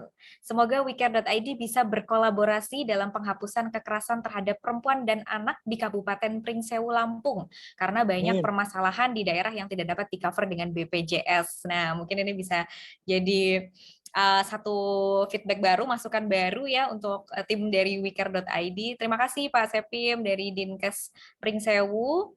Mungkin nanti bisa berkolaborasi ke depannya ya Pak. Baik, kemudian ini ada pertanyaan lagi untuk Pak Didin dari Hasma. Pertanyaannya adalah, dari banyaknya tantangan yang sudah berhasil Pak Didin lewati, apakah ada pesan spesifik untuk kami, anak muda yang baru mau terjun berinovasi di dunia kesehatan? Monggo Pak Didin, silakan. Wah, ini pertanyaan yang sulit ya. Karena aku pikir masing-masing orang itu memiliki pendekatan yang berbeda-beda ya. Jadi silakan menggunakan pendekatan sebebas mungkin. Kalau belajar dari pengalaman saya pribadi itu, ketika menginisiasi program di komunitas, waktu itu ya awal mulanya adalah aku ngelihat sekelilingku dulu sih teman-teman. Jadi waktu itu aku kebetulan kuliah di UGM, jadi aku lihat di sekelilingku itu ada permasalahan atau tidak gitu. Dan ternyata di perempatan UGM waktu itu tuh ada banyak banget anak jalanan waktu itu. Kan deket tuh, sama-sama UGM. Nah, ketika aku tahu ada permasalahan di situ, ada anak-anak jalanan, lalu yang aku lakukan adalah kemudian menjalin pertemanan dulu dengan mereka untuk mengetahui apakah ada permasalahan atau tidak gitu. Setelah kenal, ya berinteraksi dengan mereka, baru kemudian mencoba mendesain program. Dan program pertama yang kami buat itu bukan program kesehatan teman-teman, tapi program pendidikan. Itu, dan kami secara konsisten melakukan kegiatan tersebut. Baru kemudian dari satu program kemudian berkembang menjadi beberapa program yang salah satunya menjadi posyandu jalanan. Jadi intinya adalah nggak usah mulai jauh-jauh teman-teman, tapi mulai dari yang paling dekat, gunakan panca indera kalian, dari mata, telinga, apapun gitu. Ketika teman-teman yakin ada permasalahan, coba deh bikin suatu perencanaan, lalu jalankan gitu. Tidak perlu terbebani dengan jumlah angka yang besar. Menurutku ya, lebih baik sedikit tetapi memiliki kualitas yang baik, yang berdampak luas, berdampak sangat signifikan bagi orang tersebut. Teman-teman misalkan ketika lihat ada 5 anak di jalan misalkan, ya nggak apa-apa gitu, nggak perlu fokus ngelihat, wah ini inovasi lain bisa sampai memberikan manfaat bagi 60 orang, 100-an orang, nggak apa-apa, 5 orang aja ini kalau misalkan teman-teman yakin mereka memiliki masalah, kemudian membuat sebuah kegiatan bersama mereka, dan ternyata itu berdampak sosial yang besar, itu lebih jauh bermakna sih, kalau menurut aku pribadi. Itu sih Kak, Eta kira-kira. Oke. Terima kasih Pak Didin. Jadi kita bisa berangkat dari hal-hal yang ada di sekitar kita dulu. Kita lihat ya kanan kiri kita apa sih permasalahan yang ada, dan mungkin kita lebih utamakan sesuatu yang sifatnya berdampak secara signifikan ya. Mungkin ini pertanyaannya juga bisa untuk Pak Gigi ya. kira-kira bagaimana sih? Karena permasalahannya biasanya adalah memulai. Permasalahan anak muda nih memulainya gimana nih caranya? Nah mungkin kalau versi Pak Gigi gimana? Ada tips untuk memulai sebuah inovasi gitu? Iya. Menurutku diikuti aja segala motivasinya ya. Maksudnya aku pun juga go through every phase gitu loh. Ada yang mungkin dulu waktu karena mungkin masih mahasiswa dan sebagainya, motivasinya mulai inovasi sosial atau mulai startup-an atau mulai entrepreneurial itu karena melihat yang orang lain, misal oh keren ya, misalnya Pak Didi nih bisa seperti ini, terus habis itu misal oh keren ya lihat siapa ya yang mungkin Mark Zuckerberg gitu melakukan hal yang besar gitu, menciptakan suatu inovasi besar, atau Bill Gates misalnya, atau apa dan sebagainya, atau bahkan kayak yang di lokal-lokal, oh keren ya bisa masuk Forbes 30 under 30 misalnya pakai ini gitu. Nah itu pun juga nggak apa-apa gitu untuk jadi motivasi awal untuk memulai gitu, meskipun nggak tulus pengen apa namanya pengen dapat apa gitu, tapi menurutku ya nggak apa-apa gitu, karena pada akhirnya nanti akan ada pembelajaran, akan ada evaluasi bahwa oh ternyata dulu intensiku tuh salah ya, dan habis itu karena udah memulai jadinya malah tahu kan masalah problem sesungguhnya apa dan sebagainya, dan itu bisa jadi nanti memperbaiki apa yang sudah dimulai saat itu gitu. Nah itu juga bisa kayak gitu. Terus kalau misalnya memang motivasinya dari awal juga, oh ternyata memang genuine apa pengen banget memang melihat ada witnessing apa social issues di mana, atau misalnya lagi intern atau apa dan sebagainya, terus nemu sesuatu yang bisa di-solve, itu juga nggak apa-apa, mulai aja dulu gitu. Dan kalau misalnya bingung sama modal apa dan sebagainya, start small deh gitu. Maksudnya coba percobaan misalnya ikutan dana hibah apa gitu, kompetisi apa dan sebagainya gitu untuk dapetin modal awal misalnya kalau 60 modal. Tapi kalau misalnya bisa nggak harus modal awal dulu gitu, benar-benar kekuatan sendiri dulu, memberdayakan diri sendiri, apa yang dipunya, expertise-nya apa, lakukan apa namanya mapping social mapping self potential gitu. Oh aku ini tuh sebenarnya skillnya apa aja sih gitu. Misalnya meskipun kalian teman-teman kuliahnya kedokteran pasti kan punya skill lain kan gitu. Ada yang misalnya jadi apa brand ambassador, atau misalnya makeup artist, bisa apa tahu dia bisa nyanyi juga atau bisa apa dan sebagainya. Itu tulis saja semuanya potensiku gitu. Jadi jangan mulai itu, jangan sampai teman-teman mulai itu tergantung dulu sama orang lain, atau tergantung dulu harus nyari apa gitu dari orang lain. Ensure teman-teman punya modal dasar dulu gitu, yang memang dari teman-teman bisa langsung dibudayakan gitu. Skill apa, gunakan itu untuk membantu orang lain kayak gitu. Itu bikin program seru dari apa yang teman-teman bisa, sosial isunya apa, siapa targetnya, idenya apa kayak gitu. Nah itu pasti setiap individu bakal punya MVP lah, minimal MVP atau minimum viable product yang bisa dites gitu. Minggu depan bisa mulai, bulan depan bisa mulai gitu. Jadi nggak harus gede-gede banget dulu, mulai dulu, start small, habis itu iterasi dari situ gitu. Nah habis itu akan bergulir sendiri gitu. Apabila teman-teman memang menemukan itu sebagai jalan hidup atau sebagai passion yang teman-teman akan kejar kayak gitu. Itu sih. Oke, terima kasih Pak Gigi ya. Jadi temukan motivasi, ikuti dulu motivasi di diri kita bisa memetakan potensi apa, kita start dari apa yang kita bisa, dan nanti kita lihat ya bagaimana perkembangan selanjutnya. Kita bisa mungkin menemukan lesson learn dari perjalanan itu ya. Seperti ya hidup ya, kita menjalani hidup kan memang seperti itu ya. Terima kasih Pak Gigi dan Pak Didin. Terakhir mungkin sebagai penutup keynote key message ya, mungkin take home message untuk teman-teman semua peserta yang hadir di webinar siang hari ini. Silahkan dari Pak Didin terlebih dahulu, boleh. Apa ini, keynote atau apa tadi? Take home message, pesan-pesan untuk teman-teman ya. Iya. Ini mirip dengan quote-nya suatu perusahaan ya, Nike, just do it aja sih teman-teman. Jadi karena kalau kita terlalu berkutat pada ide terus tanpa dijalankan, nanti tidak akan jadi. Lakuin aja dulu, kemudian nanti lihat evaluasi, siapa tahu bisa terus berdinamika dan menjadi lebih baik. Itu sih. Terima kasih. Singkat padat ya, just do it. Oke, terima kasih Pak Didin. Pak Gigi sebagai penutup. Ini aja, nggak semuanya harus ngerjain sendiri. Maksudnya fokus di social change yang memang teman-teman pengen ubah gitu. Dan itu vehicle-nya itu tuh nggak usah maksain, nggak apa-apa gitu. Maksudnya nggak usah maksain. Kalau misalnya secara life circumstances gitu, nggak memungkinkan nih gitu untuk entrepreneuran gitu, karena memang ada resiko-resiko yang kayaknya nggak buat semua orang sih gitu. Entrepreneuran bikin apa sosial organisasi sendiri atau bikin startup sendiri gitu, itu perlu circumstances kehidupan yang mungkin mendukung gitu. Kalau memang sedang tidak mendukung, ya nggak apa-apa gitu.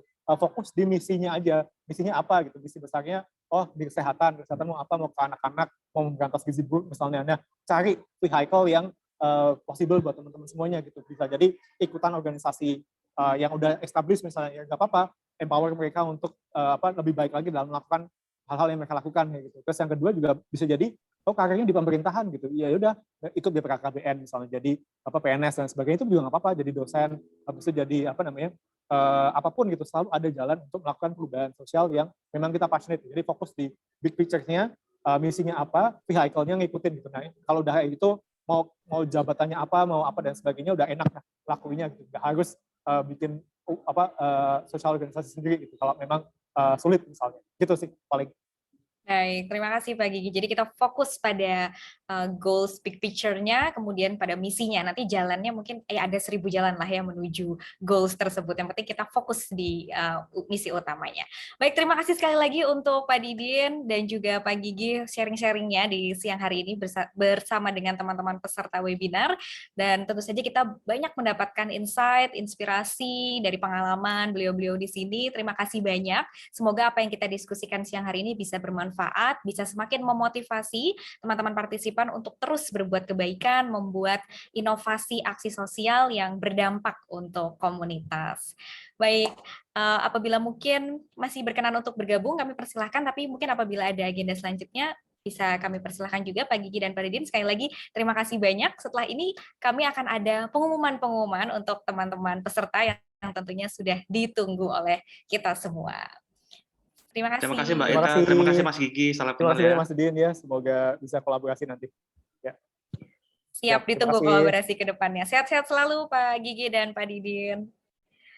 Baik teman-teman semua, kita sudah mendengarkan bersama ya pemaparan materi dari 2 orang pembicara kita yang luar biasa tentunya.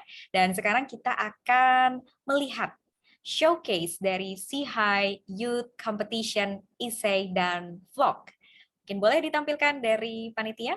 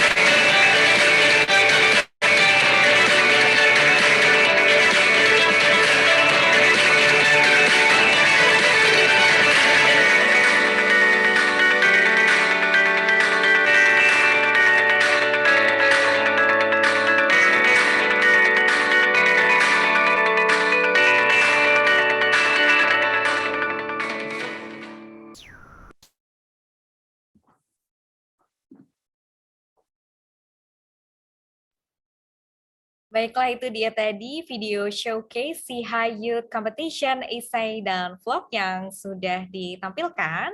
Ya, seperti yang sudah disebutkan di awal juga bahwa SIHI Indonesia Youth Competition and Ideathon 2022 diawali dengan kompetisi essay dan vlog untuk menyuarakan ide inovatif dari pelajar SMA. Dan dari kompetisi tersebut, SIHI Indonesia telah menemukan 3 ide terbaik dari ratusan ide yang diterima. Dan berikut adalah pemenang dari tiap kategori lomba. Mari kita lihat. Ya, ini adalah 3 inovasi terbaik lomba essay. Juara pertama diraih oleh Alia Nur Karimah dengan judul Ini Cerita Koper Santri di Pesantrenku. Sebuah inovasi berupa penyuluhan dan konseling terkait dengan kesehatan reproduksi santriwati di Pondok Pesantren Nurul Islam Jember. Selamat kepada Kak Alia Nur Karimah, mendapatkan juara 1 untuk kategori lomba esai. Kemudian juara kedua diraih oleh Dena Resti dengan judul Genre Penting. Generasi Remaja Peduli Pencegahan Stunting, sebuah inovasi berupa penyuluhan untuk remaja atau calon ibu terkait dengan perawatan diri, gizi, dan pola asuh untuk mencegah stunting. Selamat kepada Kak Dena Resti, sudah mendapatkan juara kedua di kategori lomba esai kali ini. Keren-keren sekali ya idenya. Kita lanjut ke juara ketiga. Diraih oleh Michelle Audela dengan topik pencegahan HIV/AIDS pada remaja terduakan di era pandemi COVID-19. Sebuah inovasi berupa pemanfaatan media sosial dan edukasi teman sebaya untuk menggalakkan kembali pencegahan HIV/AIDS pada remaja selama pandemi COVID-19. Luar biasa sekali. Kami ucapkan selamat untuk 3 inovasi terbaik di kategori lomba esai. Dan selanjutnya untuk kategori lomba vlog. Kita lihat siapa saja para pemenang dari 3 inovasi terbaik. Untuk kategori lomba vlog, boleh ditampilkan dari panitia?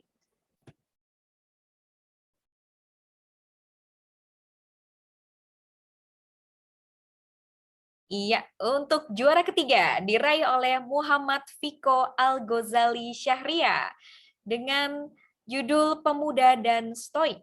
Fiko mengajak generasi muda untuk lebih dekat dengan prinsip stoikisme dan perannya untuk kesehatan mental di kalangan remaja. Selamat kepada Kak Fiko atas prestasinya mendapatkan juara ketiga di kategori lomba vlog untuk 3 inovasi terbaik. Kemudian kita lihat juara kedua diraih oleh Igede Ardiona Giri dengan judul Kembali ke Sekolah Saat Pandemi. Kak Ardiona mengajak generasi muda bersiap untuk kembali ke sekolah di masa pandemi, khususnya persiapan dari sisi psikologis. Wah, luar biasa, ini sangat relevan ya untuk saat ini. Selamat kepada Kak Ardiona, mendapatkan juara kedua di kategori lomba vlog. Dan kita lihat siapakah juara pertama untuk kategori ini. Selamat kepada Benediktus Ivan Setiawan dengan judul Gerakan Keluar Bersih 5P. Kak Benediktus mengajak generasi muda untuk lebih sadar terkait hygiene dan sanitasi di toilet umum serta dampaknya bagi kesehatan. Kami ucapkan selamat sekali lagi untuk 3 juara inovasi terbaik di kategori lomba esai dan juga 3 juara inovasi terbaik di kategori lomba vlog. Kita beri tepuk tangan virtual untuk ke-6 pemenang kita di siang hari ini. Dan tentunya ada lagi pengumuman yang paling ditunggu, yaitu pengumuman untuk Ideathon 2022 yang diselenggarakan oleh SIHI Indonesia. Nah, untuk pengumuman spesial kali ini akan langsung dibacakan oleh Dr. Yodi Mahendra Data, MSc, PhD, FRSPH. Saya serahkan kepada Dr. Yodi. Monggo, Dokter. Terima kasih, Mbak Eta. Baik. 3 inovasi terbaik SIHI Indonesia Youth Ideathon ya. Kita mulai dari yang ketiga, juara 3. Di sini juara 3 Cybridge dengan ide teman Ayla, sebuah program integratif sebagai solusi permasalahan kesehatan reproduksi pada anak yang dilancurkan, disingkat Ayla tadi. Ini sebuah inovasi yang bertujuan untuk meningkatkan kesehatan reproduksi pada anak yang dilancurkan agar nantinya mereka dapat terhindar dari penyakit menular seksual serta mampu beraktivitas dengan produktif. Selamat teman-teman dari Skybridge. Kemudian juara kedua, 3 serangkai dengan ide SEGA, Safe Child and Women Immigrant. Ini adalah sebuah inovasi dengan memberikan perlindungan dan pendampingan kepada anak-anak dan perempuan imigran dari segala bentuk kekerasan menggunakan pendekatan bahasa ibu dari rekan-rekan imigran. Selamat untuk teman-teman dari 3 serangkai. Dan yang kita tunggu-tunggu, juara 1, Renner, Gerakan Revolusi Toilet Ramah Menstruasi Gestorasi, sebuah inovasi yang bertujuan untuk menyediakan toilet yang baik, layak, dan higien untuk remaja perempuan di berbagai sekolah menengah pertama dan atas dengan melibatkan seluruh aspek baik siswa maupun guru. Selamat untuk teman-teman dari Renner sebagai juara 1, selamat untuk juara 1, 2, 3, dan semua peserta. Terima kasih Mbak Eta. Baik, terima kasih Dr. Yodi. Kami ucapkan selamat untuk ketiga juara di Ideathon Competition 2022 dan mungkin bisa kami undang untuk berfoto bersama para pemenang. Dari juara 1 ada dari kelompok Renner atas nama Rania Azarin, Elma Kartika, Nadifa Salsabila, mungkin boleh perwakilannya. Kemudian juara 2 dari kelompok 3 serangkai, Kak Anissa Nurfitria, Kak Alia Pratnya Pramita, Kak Rufaida Adia, mungkin boleh perwakilannya juga. Kemudian juara ketiga dari kelompok Skybridge, ada Kak Habel Bonifasius Panjaitan, Kak Agil Sekar, Kak Ning Gendis, Kak Hanum Gumintang, Kak Putri Ayu, Kak Novita Retno. Mungkin boleh perwakilannya untuk bisa kami bantu foto bersama, dan juga dengan Dr. Yodi juga. Baik, kita sambil menunggu ya. Kami ucapkan selamat sekali lagi untuk ketiga juara, luar biasa sekali ide-idenya, sangat menarik ya, dan relevan tentunya dengan permasalahan yang ada di komunitas sekitar. Ya, ini sudah ada Kak Rania Azarin. Selamat Kak Rania, kita menunggu juara-juara lainnya untuk bergabung supaya bisa berfoto bersama. Kak Rania sebagai perwakilan juara 1 ya Kak ya. Oke, kita masih menunggu juara kedua dari kelompok 3 serangkai, Kak Anissa, Nur Fitria, Kak Alia, Kak Rufaida. Sudah bergabung juga ini Kak Ning Gendis dari Skybridge ya Kak ya, juara 3. Selamat. Kemudian ada Kak Agil Sekar juga dari Skybridge. Kemudian ada Kak Anissa Nur, ini perwakilan dari kelompok 3 serangkai ya, sebagai juara 2. Selamat. Oke, mungkin karena sudah perwakilannya sudah ada semua, baik dari juara 1, juara 2, dan juara 3. Kita abadikan momen pada siang hari ini. Mungkin boleh saya pandu ya. Kita berfoto bersama dalam 3, 2, 1. Oke, sekali lagi. 3, 2, 1. Baik, terima kasih banyak dan selamat untuk para pemenang. Dan terima kasih tentunya sudah menuangkan ide-ide terbaik. Semoga award ini, semoga pemenang juara ini dapat terus memotivasi teman-teman semua untuk menciptakan ide-ide inovatif ke depannya yang dapat membawa kemajuan bagi bangsa dan negara kita tentunya. Dan terima kasih juga kepada Dr. Yodi yang sudah berkenan untuk menyampaikan pengumuman juara di siang hari ini. Tentunya bagi teman-teman yang belum berkesempatan juara, jangan patah semangat, jangan turun motivasi untuk terus berbuat kebaikan. Kita bisa berbuat kebaikan sesuai dengan apa yang tadi sudah disampaikan oleh pembicara kita, mulai dari sekitar kita, mulai dari diri kita sendiri, dan teruslah berusaha gitu. Just do it gitu.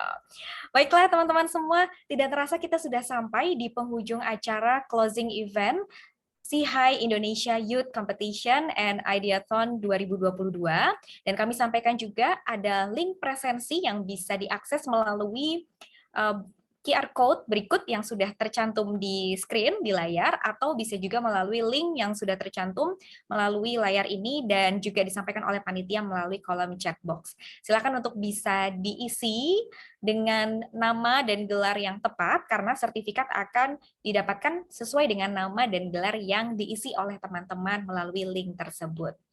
Sekali lagi, kami sampaikan ini adalah link presensi, boleh melalui scan QR code atau bisa langsung klik di link yang sudah tertera, baik melalui screen ataupun melalui kolom chat box yang sudah disampaikan oleh pihak panitia.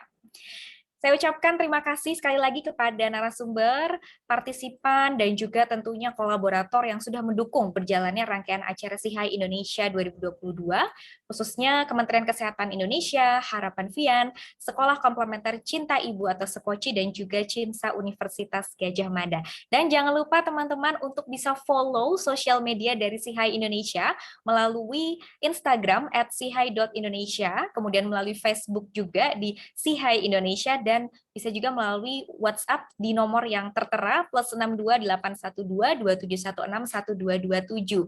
Dan selain itu jangan lupa untuk follow dari media sosial Pusat Kedokteran Tropis melalui YouTube di Center for Tropical Medicine UGM, kemudian di Facebook Center for Tropical Medicine UGM, di LinkedIn juga dengan nama yang sama, di Instagram dengan nama @Center for Tropical Medicine_UGM, di Twitter juga nggak kalah gaul ya, di CTM_UGM, dan juga di websitenya di tropmed.fk.ugm.ac.id. Jangan lupa ya untuk di-follow dan diikuti update perkembangan dari Pusat Kedokteran Tropis UGM. Ya, saya selaku pembawa acara, Eta Auria, mohon maaf apabila mungkin ada kata-kata yang kurang berkenan. Kami pamit undur diri dan menutup acara pada hari ini dengan pantun juga supaya tidak kalah dengan Dr. Yodi, burung dari Papua, burung cendrawasih. Sampai jumpa semua dan terima kasih. Selamat sore. Wassalamualaikum warahmatullahi wabarakatuh. Waalaikumsalam warahmatullahi wabarakatuh. Terima kasih semuanya. Selamat. Terima kasih Pak Yodi, terima kasih Mbak Eta. Terima kasih semuanya. Terima kasih semuanya.